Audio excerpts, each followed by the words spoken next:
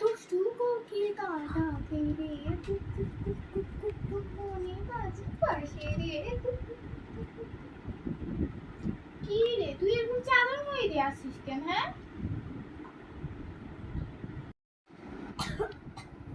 আপু আমার খুব জ্বর এসেছে। তো জ্বর আসছে?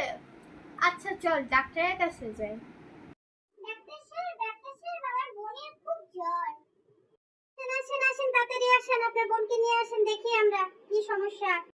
চল চল যাই বসি চল।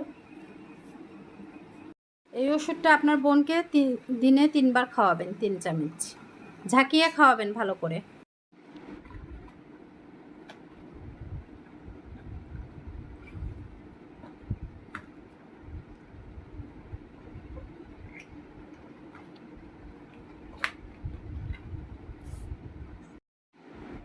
জান্নাত জান্নাত তুই ওষুধ ছাকাই খাইছিস তো?